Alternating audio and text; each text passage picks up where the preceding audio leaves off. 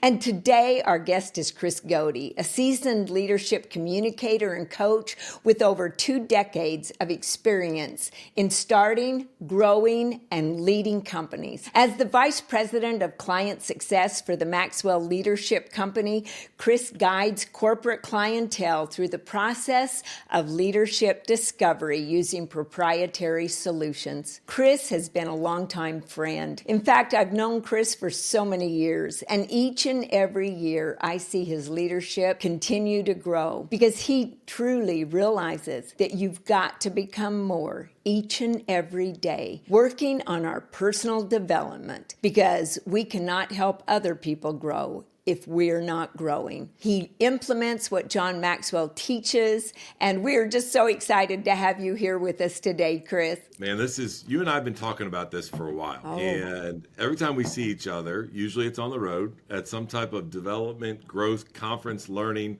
Yep. You and I hug each other and we say, I got to get on the podcast. And so here we are, 2025. I'm super excited to be joining you. So thank you for giving me the honor to spend some time with you. Well, it is a great opportunity for all of us because, it's interesting. I asked for words that people use to describe you, Chris, and the number one word was leader. And that's exactly how I would describe you. You truly believe that everyone deserves to be led well. And so you're constantly working on your personal development as becoming a better leader. And yet they also described you as teamwork, consistent, competitive, and a driver. So I want to take us back. I want to learn a little bit more about the competitor of Chris Goede. So give us a little bit of history and bring us up to date on how you've become more. Yeah, I think for me, those that know the Enneagram, right? There's all kinds of different personality styles and traits and tests out there. My wife is a huge fan of the Enneagram, and so we talk about it often. I am an Enneagram 3, which is an achiever, and between being competitive and being an achiever, it's just I have this weird dynamic going on, right, in my head of always wanting to compete and to achieve. It really comes back. If you look at my journey back in really sports, ever since I was young, I've been a part of sports programs, mostly team sports, which has then driven my teamwork word that you had heard about. And so from day one, I can remember just being a part of all these different cultures where you kept score. And it was about a competition, and not everybody got a trophy. And so I have that bent inside of me. And I love it no matter what we're doing. So much so, Dianna, that my wife, Sarah, we've had to go through some counseling after playing some, friendly games of racquetball or now pickleball or whatever it might be, because we both have a little bit of a competitive edge. So, yeah, man, I love to compete in anything that we're doing. No, I watch you even at events. If there's something going on, boy, you want to be on that winning team. And that's one of the reasons I love you so much. And I'm so excited because you're also known as an expert in what we're going to be talking about, the 5 levels of leadership. Now, all of our listeners or the viewers, if you do not have this book, go buy the book, The 5 Levels of Leadership. This book is such a great roadmap for all of us. And Chris, I'm excited because, you and I have known John for a long time. And John Maxwell says leadership is influence, nothing more, nothing less. He talked about the 5 levels of influence at the beginning, and then he switched it to the 5 levels of leadership. So I'm curious, how do you believe shifting from influence to leadership help people? And what did you do to help them get that paradigm shift?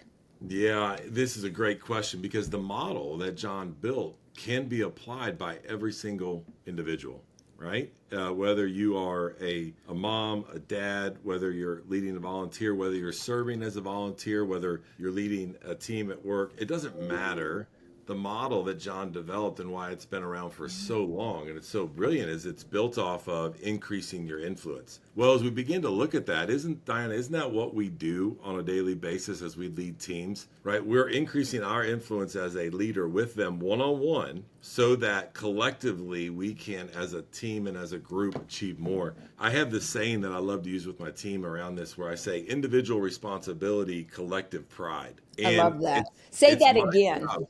Individual responsibility, collective pride. So a team is really made up of a bunch of individuals. Well, as a leader, I need to understand how do I lead or influence every single individual differently in order to have a collective group that they have pride over what each other are doing, what we're accomplishing, who we're beating, talking about competition.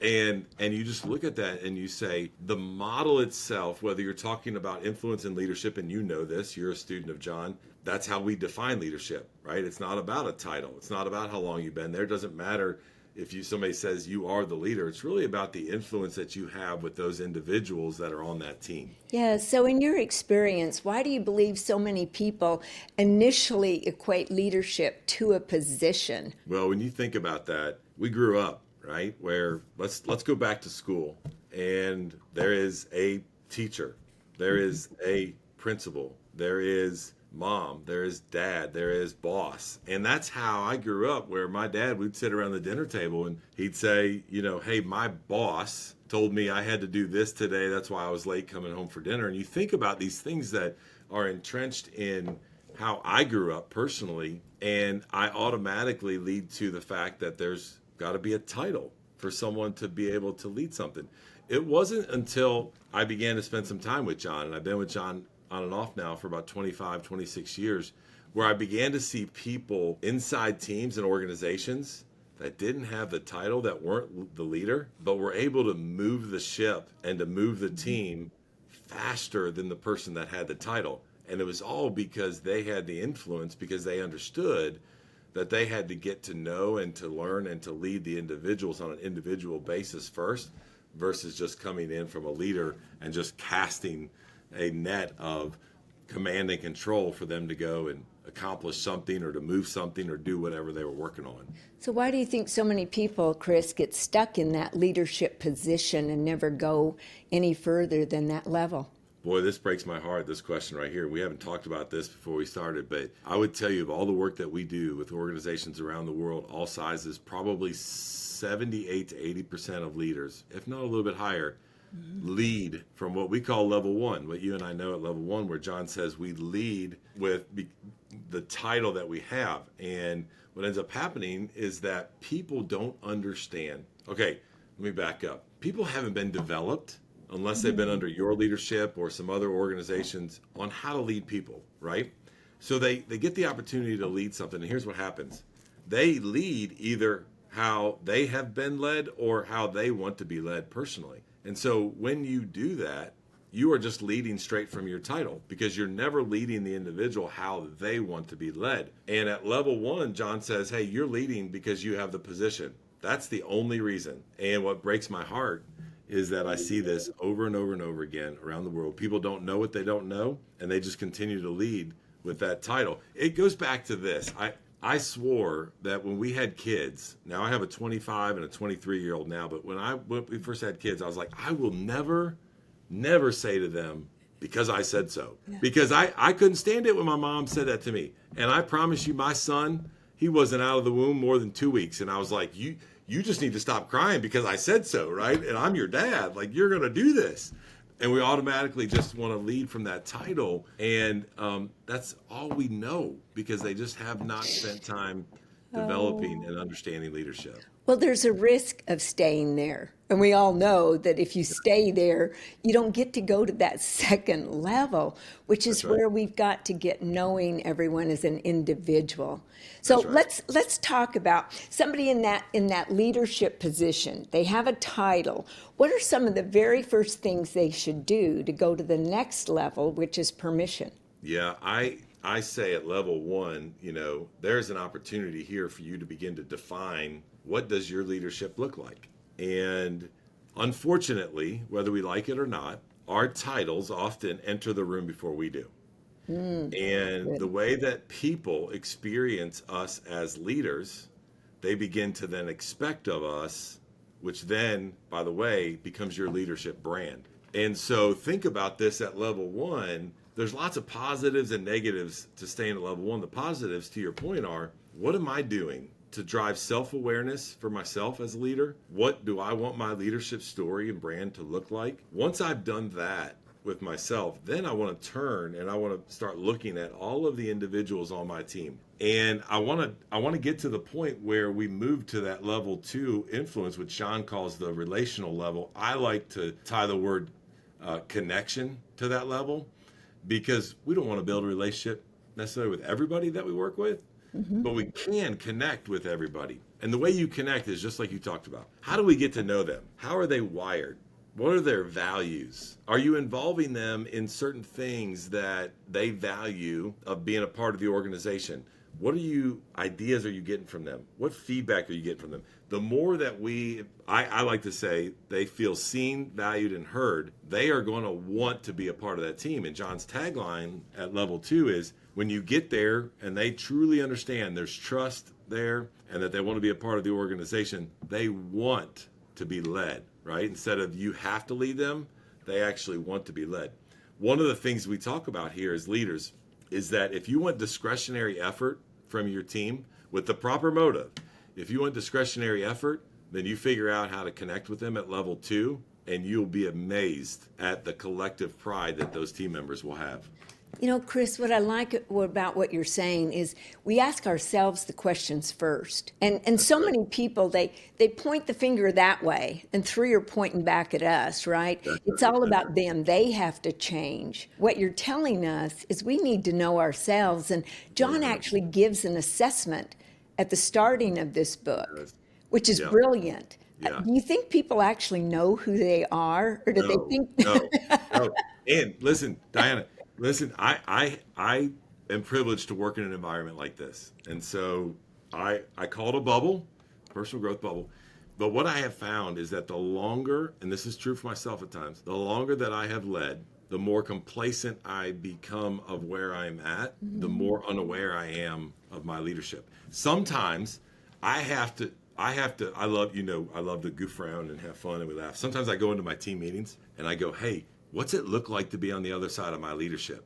And then I run out of the room. And I don't want to really know that, right? I don't want to know that.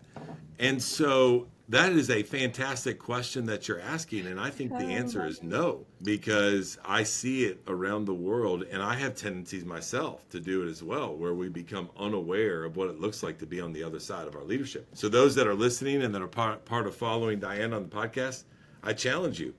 Ask that question. If you really want to know the truth, ask that question of your team.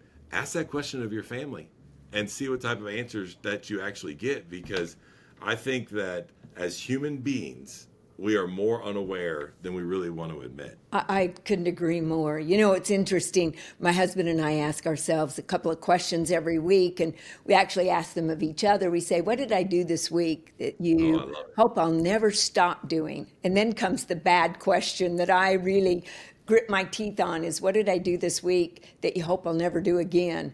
And that's kind of like a leader, isn't it?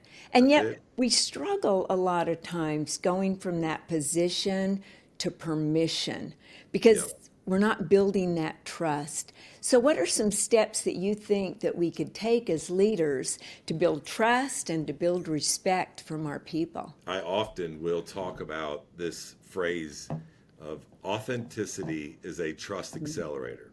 Oh, I love that. Okay? So the first thing I want leaders to do is I want them to be authentic to who they are. Everyone is created in a way to lead perfectly in how they were created. So don't try to be somebody else. I don't want to lead and try to be like Mark Cole or John Maxwell or Dianna, right? I want to lead how Chris was designed to lead. So I want you to lead authentically. The second thing that I want you to do is I want you to understand that you need to lead everybody under your influence, okay? That could be peers, that could be those that you work for, those that work for you. You have to lead them how they want to be led. And with that statement comes some work. Leadership's not fun, right? It's not easy. And so you got to do some work. So I'll give you some things that I do with my team. And I have the opportunity to lead multiple different teams at Maxwell Leadership. And so I need some cheat sheets. I'm just going to be honest with you. So I have some spreadsheets. And on those spreadsheets, I have my team member's name. And I have how are they wired, right? What's their personality traits? Where are the strengths? Where are their opportunities for growth? What are their values that they value? And I have this almost like this little cliff notes of when I feel like I'm not connecting with the team member and I'm missing something. I don't feel like they are in a place to where they want to be a part of what we're doing. I look at myself and I'm saying, hey, what am I not doing right to lead that person? Individual responsibility in order to get them to a place to where they're performing, doing it with the right motive. Let me say this over and over again. We're going to talk a lot today about influence. There's a very fine line, Dianna, and you know this, between influence and manipulation. Okay? And that fine line is defined by a word that's entitled motive. So as a leader, I want to make sure your motives are pure in what we're talking about today, because that's the number one most important thing. The motive is because I want the best for that individual. I've had some coaches in my life that have literally grabbed my face mask in football, made me do bear crawls forever, pushed me, whatever. They pushed my buttons, but I became better because they were leading me how I needed to be led in that moment to become a better athlete. It's the same thing with our team members here. So you really got to take some time and you got to learn. I did a recording today for an organization, and I was talking about being a lifelong learner of your people. We hear about lifelong learner of yourself and growth, but are you a lifelong learner of your people that you have the privilege to be influenced with? When you begin to do that, I promise you, your level 2 influence with them will increase in no time. I like what you're saying, Chris, because you've brought up values a couple of times, and values are so important to people. I mean, that's how wars are started over values, Yes, right? And you use value cards. Tell us just very briefly. I know it's not part of the book, yet I think it's important that we know It those is. values. It's probably the most sought after. It's probably when we do our surveys at the end of our training, it is no doubt the part of it where they go, that was my aha moment. That was my highlight. And what we do is it's not about the organizational values. It's about your personal values. And those personal values do not need to be tied to your job responsibility. They don't need to be aspirational. Like, we want to know who you are right now. Like, what do you value? And the reason that this is important is because there are stories behind every single one of those values. So we take them through an exercise. Many of you probably have done something like this where you narrow it down to what are your top 5 values. And then we have them begin to share what was it in their mind? What was the filter that kept bringing that value back up so that it was in their top 5? What are the stories behind that? And what's fascinating is that if I tell leaders all the time, if you hear a team member sharing their top 5 values, pull out your pen and a piece of paper and get ready to write, because they're going to give you pure gold on how to lead them, because they're going to tell you their story. And everybody values certain values for different reasons. So don't make assumptions that, let's say, Dianna, you value integrity and I valued integrity. Well, there's a different story behind why that's important to you versus why it's important to me. So you got to get into those weeds and ask the questions behind the questions when you're doing this. And here's the other thing I'll say about values. Okay, I'm going to use the word value quite a bit here in this answer. When a team member knows that you value what they value, and you tap into that, they value working at the organization or your team at a completely higher level. And so this is where the important part of understanding individuals' personal values plays a key role in increasing your influence to level 2 in the 5 levels methodology. Chris, this is pure gold for us, because when we understand their values, and you're right, they tell us their motive, they tell us how we can 100%. motivate them, they tell us what's important to them. And I love your cheat sheet. What that reminded me of is when we have to give candor, because it's care and candor, as we're taught Right. by John. And I can just see you taking out that cheat sheet, looking at it, and asking that question. When I give candor, one, how do I give it? And is this more about me, or is it more about helping them and getting to that motive that maybe we have, that maybe That's right. it is about us instead of about them? So I really suggest Everybody do this cheat sheet. I think that is pure gold. So let's go on to level 3, because this is Yeah. the one that excites me, because if Yeah. you're not getting results, are you really a leader? That's right. Yeah, I love this. You are a results leader. You have done that in spades over and over again. There are a lot of leaders that will understand that you have to go from level 1 to level 2, and then they don't understand that you got to go to level 3. And John has taught us that it's not only at level 3 influence, that's not only the contribution that you are helping the organization with individually. I like to expand on that, and I like to say that it's also in and through teams. Dianna, we talk about competition. I don't know about you, but I've been on some losing teams before. I don't want to be on losing teams, right? Losing teams are no No fun. I always fun. say the only thing I ever hear coming out of a losing locker room is excuses. Okay. So when people look at individuals in their life and in the organization, they're going to look and go, man, I want to be a part of what Diana's doing over there. Like if we need to get something done, we need to move the needle, we need to help whatever, we need to volunteer, we need to, like, they know what they're doing, right? And so you gain influence by the fact that you have a historical track record of being able to produce individually, but then also in and through teams. Now, let me say this. As human beings, we have a natural wiring to go one way or the other. Dianna, I would say that you have a natural wiring at level 3 to produce. I have a natural wiring at level 2 to connect. So I have to develop learned behaviors in order to be able to lead at level 3. You have, over the years, have developed learned behaviors to be able to connect to people. So we all have a natural bent to one or the other. And what I want to encourage those that are listening is that what are we doing as we become self-aware? What are we doing to grow ourselves in the other level? So for me, I have to put certain metrics in place. I have to put certain reports in place. I have to have systems. I often say to our team, hey, lead where you're strong, team, or put a system in place where you're weak. And so I have to do that at different levels. I would challenge those that are listening as you think about it.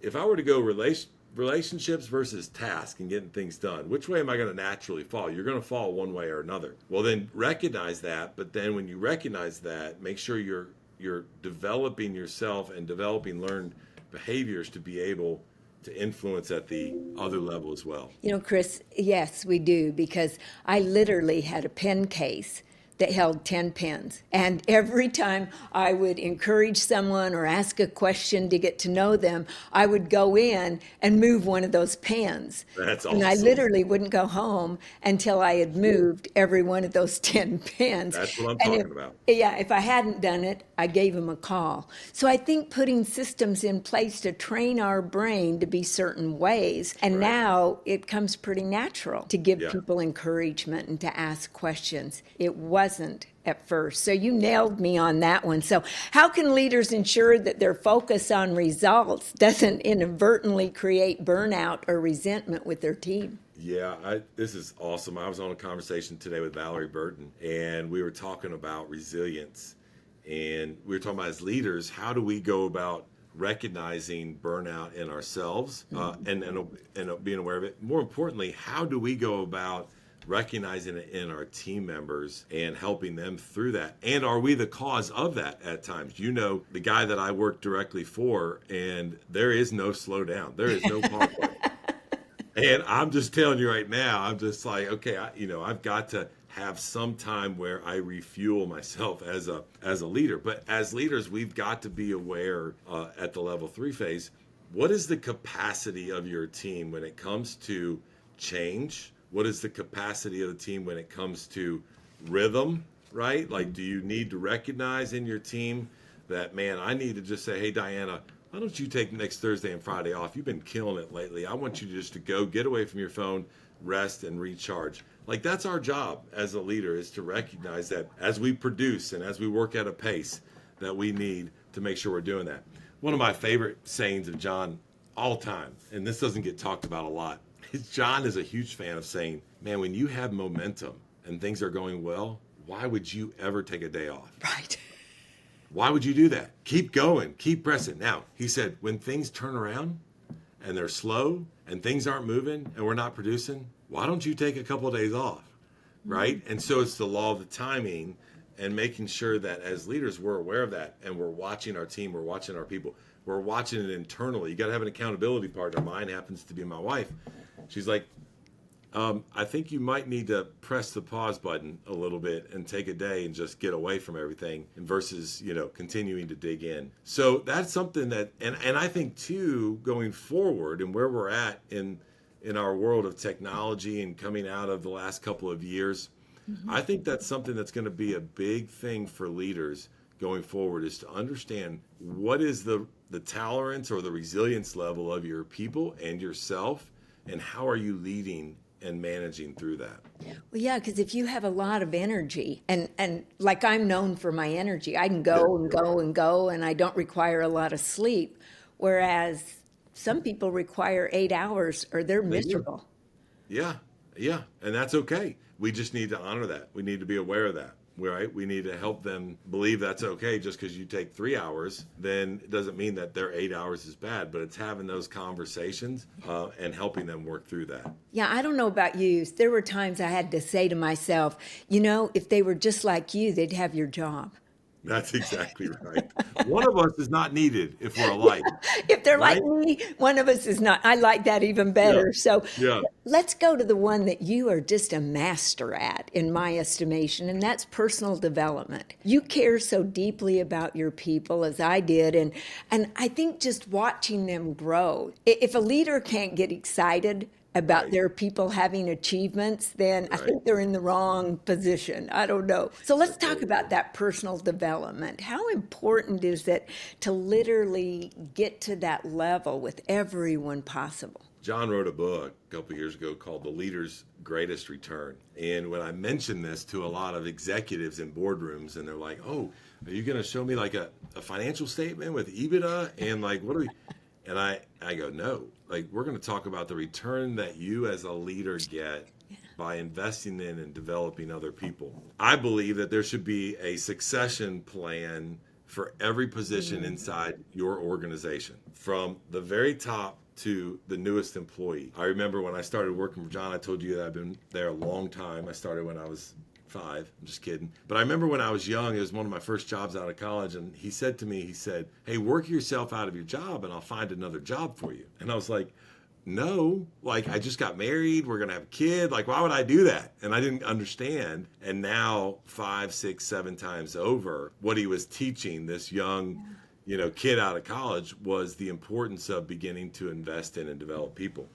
Dianna, in organizations around the world, one of the things that is completely obvious is that there is a lid. John talks about the law of the lid in regards to our own development, but there's a lid in organizations. And that lid is because leaders and people of influence don't understand that you've got to continue to grow from levels 1, 2, 3, but then to go to level 4 and to reproduce yourself. Help people do what you're doing better, right? They're going to do it better than you. Let them do it. And if we would do that, I promise you, inside your team and your organization, you would lift the lid on your organization if you truly understood the importance of level 4, which is, how do I reproduce myself in others? And another great saying that I get from John, which is, if somebody can do what you're doing 80% as good as you can, let them do it. Let them do it, because when they begin doing it, you're going to begin an organic coaching relationship. They're going to come back and be like, hey, Chris, how do you do this? I missed it here. Hey, what about this? And then leaders, listen, hang on, because they're going to be doing it better than you in no time. And that's what we want. We want people being able to lead, to connect, to train, to develop, to whatever the skill set is inside your industry. We want them doing it better than we are. My last comment about this is, you may say, I don't know, Chris, if I think that's right professionally. Not you, Dianna. I know you believe in that. Maybe some listeners are. But if you are blessed enough to have children or grandchildren, don't you wish that for them? Don't you wish your children to have more and be developed and do more than you and or your grandchildren? And so if we want that personally, why would we not want that for people that we spend more time with than we do our family? So super passionate about that. I think that is something that helps organizations grow, is when you have leaders that understand who is going to sit in your seat if something happens. Mark Cole, I love this. We go into some of our leadership team meetings, and before he even starts the meeting, he goes, hey, real quick, Chris, if you weren't here today, who's sitting in your seat? And I better not go, because Dianna, then I might not have a seat at that table, right? I better have an answer. So there's so much to this, and I think a lot of leaders are missing out on the power of increasing the influence and the connection and watching other people develop because they don't understand that level 4 influence, which is to reproduce yourself. Well, the other part is I think a lot of people's ego gets in the way, that they think if you start doing something equal to or better than me, they don't realize that that pushes them up. They think it's making them look worse, and they want to get rid of this person instead of pushing more onto them and allowing them to take things off your plate so you can become more yourself. And I think that when we cultivate future leaders, I want to ask you, how do you identify the person that's going to take your seat? I like to put things in place. I call them carrots, and I call it self-selection at times. We put opportunities out for leaders inside the organization to see who's going to raise their hand, who's going to jump in. I want to see who's bringing ideas to the table. Look, there is a glaring difference between team members that are engaged and that are adding value and that are thinking out in front of you versus those that are not. Dianna, I love you so much that anytime I'm with you, matter of fact, one of our last events, I said, Dianna, I got to talk to you. We're thinking about doing this. What would you do? And you were so far out in front of us in what you were thinking and how you were doing that. That's the type of stuff that I want to be around. I want leaders like that. So but that's the leader you are. I want to stop you right there. See, I think sometimes we forget that what we give to other people, asking their opinion, is one of the greatest compliments that we can give to somebody. Yeah, I totally agree with that. And then who we are, this is a great statement that you just made. Isn't it true that then we attract who we are, not who we want? So if you go all the way back to when we started this conversation today about level 1 influence and developing yourself, you got to start here if you want that emerging leader to be a rock star. Because if on a scale of 1 to 10, let's just say you're like, I'm a decent leader, I'm 6, okay? You surely aren't going to have people on your teams that are 7, 8, or 9s because they won't stay. They're going to go find other opportunities and other leaders. So to your point, I think needs to be noted, we will attract who we are, and so we have to be modeling that. Leadership is contagious, and so we've got to be modeling that. And then on top of that, I always have my eyes open. Okay, I'm watching what's going on, I'm paying attention, who's doing this, who's doing that, who's volunteering, who's producing, who's connecting, who's living out our values, and you begin to just watch. And I promise you, getting out of the people pile, as we know, is a statement that our dear friend uses. There are people inside every organization that get out of the people pile, and they've figured it out. Those are the people, especially if they're inside your organization, because they're a culture fit. One of the things that happens in organizations around the world is people go and look for their replacement outside the organization, and they bring them in, and they know that they're skilled, but they don't know that they're a culture fit. And by the way, I'd rather take somebody that's not as skilled but a culture fit and help them develop their skill, because you can't help them develop a culture side piece. So it's so important for us to be thinking about that. We should be continually, from the entry level position all the way up, we should be thinking about what is the succession plan for that person and that role, and who is that, and what are we looking? You should have a board, and you should be watching that. Well, and how long does that take, too? Because, I watch Mark Cole, who is the CEO and has helped John so much, yet John has literally spent years as his mentor. I don't think you just throw something at somebody and say, hey, in 100 days, you're going to be over this and you're going to know everything about it. So talk to us about takes time. Yeah, it takes time. And I don't even like to acknowledge it. I don't like to put a title on it. I don't like to put a timeline on it. I like to say, when the people around us and on our team are coming to me saying, hey, why don't we let Angie go ahead and run this? Because, by the way, Chris, Angie's already running it. Why don't we let her take your job, right? Like, she's doing it. That's what I really like. I don't like to put a title, a timeline. I like to wait till the people come to me and say, hey, we ought to let her go ahead and lead that because she's already leading it. That's the type of leaders that I want. And your culture promotes that. See, that's the greatest part about your culture is it's a developing culture. Culture. Yeah, Yeah, a lot of people, they don't have a lot of training or, they I don't. mean, you have to go out and buy your own training, find your own training. Right. Yet you're willing to go into companies and help them and teach them. How many Yeah. companies have you been in, though, that you go, whoa, you need to work on your culture a little bit? I would tell you probably 70% of the organizations that we work with on an annual basis. Now, listen, we're a leadership development company. We have our own issues, and we are working through those issues, and we're continually trying to be a product of our product.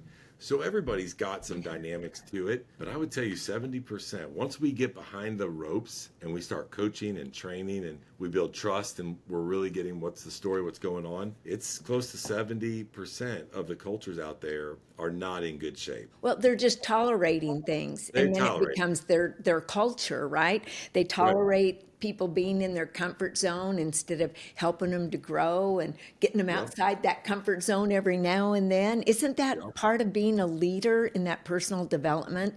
Is literally pushing them sometimes outside their comfort zone? Your culture is going to happen one of two ways. It's either going to happen by design or by default. And I would encourage you to think about what is it that I want that culture to be. When you break down culture and you say, well, what is culture? We break it down to very, very simple words. How do we think, act, and interact? Those three statements. And when you begin to look at that, you say, what do I want the culture of my X organization to be like?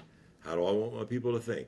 How do I want them to interact? How do I want them to act? When you figure that out, then it's time to start pushing the chips in, pushing the people in to make sure that they're thinking like that they're interacting like that they're acting that way to be a part of that culture. But you have to do it intentionally. Well, and you can mold their mindset. You can help can. mold their attitude and mold that thinking. And I believe that's what we do as leaders. We're constantly taking a stand for people's greatness more than they stand for their limitations. Because boy, That's they'll so stand true. for them, right? So That's so let's go to that top level, the one Yeah. that very few leaders actually obtain from anybody, the Yeah. pinnacle. Yeah. And I want to start at this level by telling you this. If you think about, if you've been listening and kind of following along and you're looking at this methodology that John wrote amazingly almost 30 years ago and it's still so relevant today, you look at it, you go, is it a stair-step process? And I would challenge you to say, no, it's a very fluid process. You're going to flow, through the levels depending on That's good. where you're at with each person. Now, level 1 is given to you by the organization. They gave you the title that Dianna talked about. Level 5, as we're talking about right now, is given to you as well, but it's given to you by the people that you've led over time. All of the work has to be done at levels 2, 3, and 4. Connect, produce, develop. When you've done that for so long and you've done it so well, people are going to look at you and they're going to go, man, she has level 5 influence with me. And when that happens, matter of fact, Dianna, right now, if John Maxwell, who has level 5 influence with you, if he texted you and said, hey, I need to talk right now on the phone, you're going to stop this recording and you're going to get on the phone.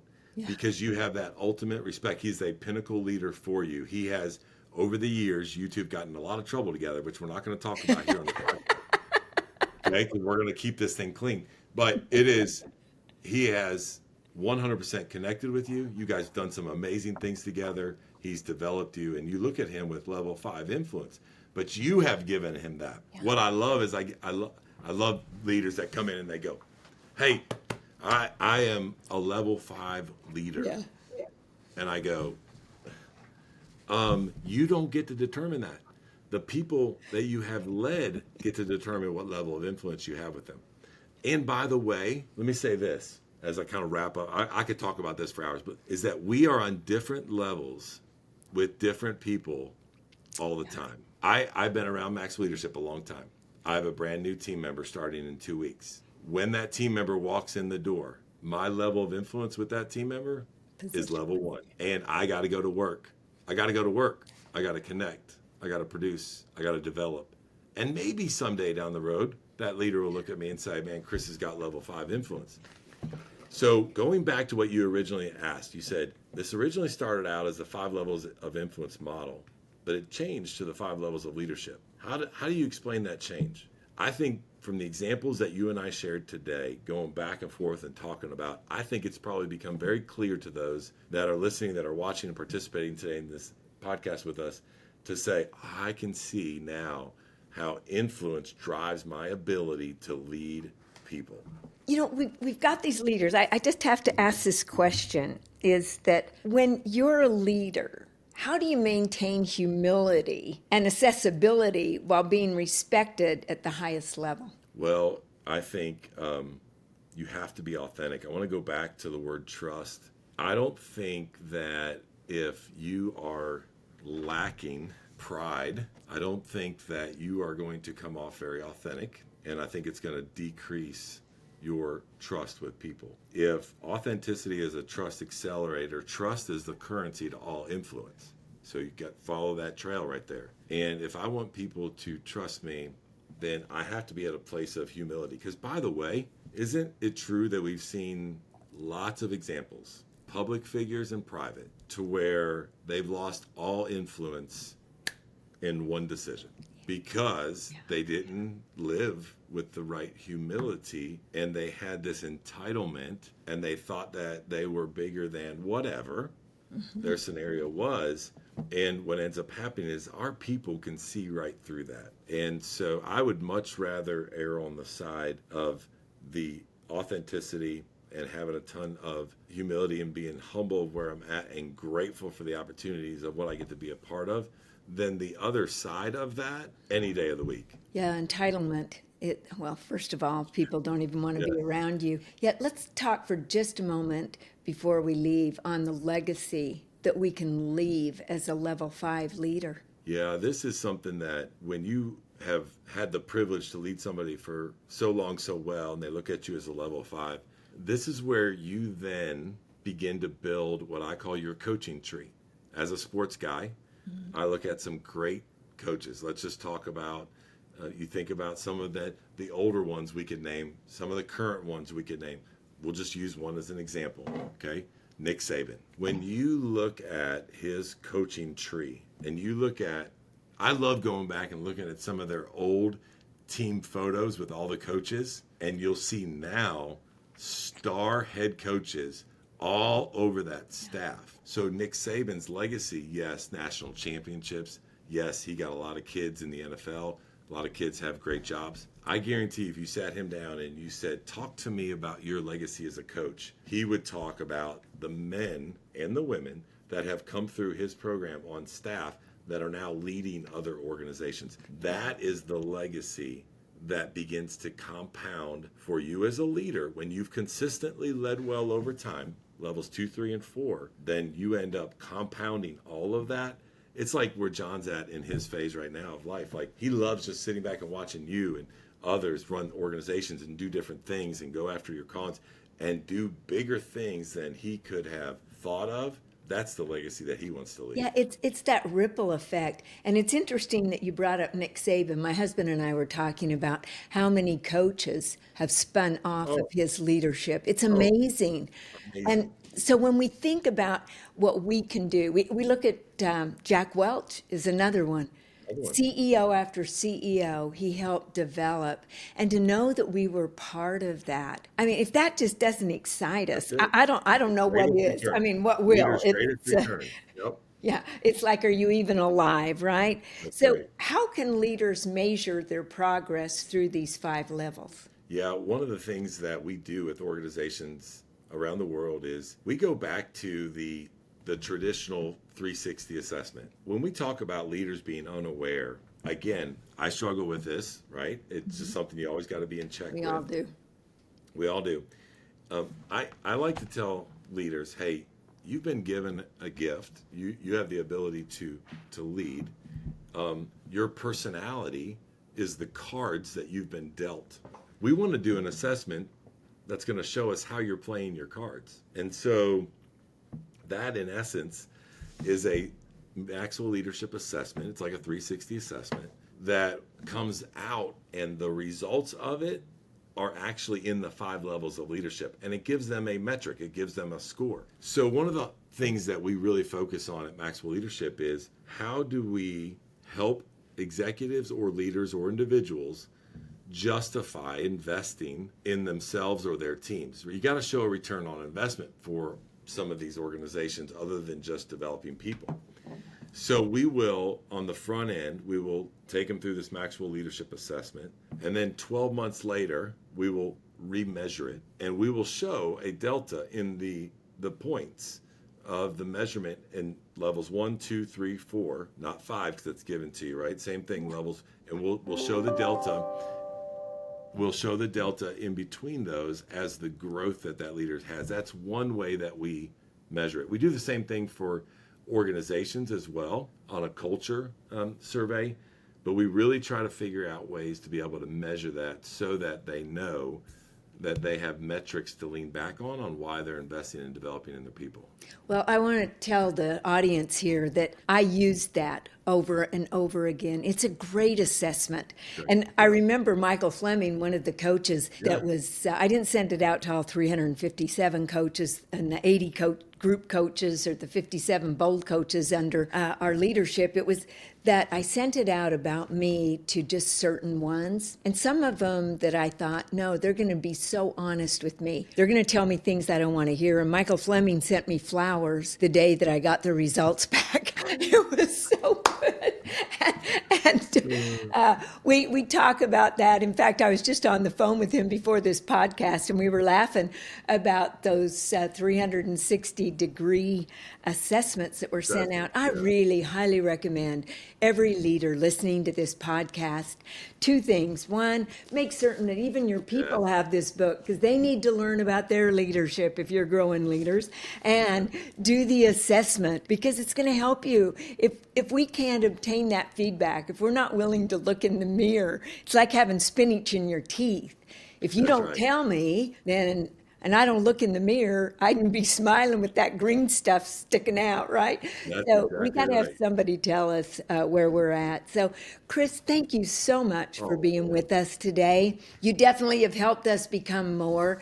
And I just want to ask, is there one thing that you wish you could have said that I failed to ask you that you want to leave our audience with today? Yeah, I do want to say this. It has nothing to do about the 5 levels. It has to do about your leadership and your influence inside our organization. I just want to thank you for having me on here. But more importantly, I want to thank you for the investment in yourself and our organization, both in the for-profit and the nonprofit, that you have made year after year after year. And the fruit shows up every time I see you, every time I hear about what you're doing. And so I do want to publicly just say thank you, because I know that John and Mark feel that way, but there are many of us in this organization that you don't get to hear it from often. Thank you for modeling how to lead so well. You know, it's so fun because you make it fun. And when I first met John, it was interesting because I knew I was going to become his friend. In fact, that's what I told him the first time I met him. I said, you said you're John and you're my friend. Look at me, because I will become your friend. And since we become like the 5 people we hang out with, I'm just going to suggest everybody listening to this podcast, start hanging out with the John Maxwell organization, because you want to become a great leader, then hang out with other great leaders. And it's going to cost you some money. Just take that credit card out. It's the best investment you'll ever make. Invest in yourself. So that's exactly right. So thank you, Chris, so much for being with us. And how would they get in contact with you? Because I know many people will want the assessment. More importantly, they may desire to have you come and speak at their organization. So where would they find you at? Well, knowing that we were going to talk about the 5 levels today, I set up a link for them. And so they can go to maxwellleadership.com/5 levels. Now, I want to make sure that we don't miss anybody. So you can put the number 5 in and then the word levels, or you can spell the number 5 out and then levels. So maxwellleadership.com/5 levels. And there's a form there. Just fill that out. We'd love to serve you in any way. Well, and here's the leadership lesson from that. See, John teaches us about the bookends, right? Yeah. You prepare before you get on the call, thinking about all the things that they could possibly ask you, because I didn't send you any questions today. No, you did not. Because You we did not. wanted this to be authentic and we wanted to be transparent with each other. And then on the back end, end is where now you and I will reflect, and we'll probably ask each other for feedback because we always like to improve. Yet I just want to honor you showing us and giving us that leadership lesson to be prepared and thinking about how you could add value. Everyone listening to this podcast, it's about you becoming more, and it's also about you becoming more so you can add value to other people, because it's all about serving others where true leadership shows up. Thank you, Chris, and be certain to subscribe for this podcast. Don't miss one of them. Every Tuesday, they'll be delivered right into your email box. Thank you again, Chris. See you later. Bye-bye, my friend.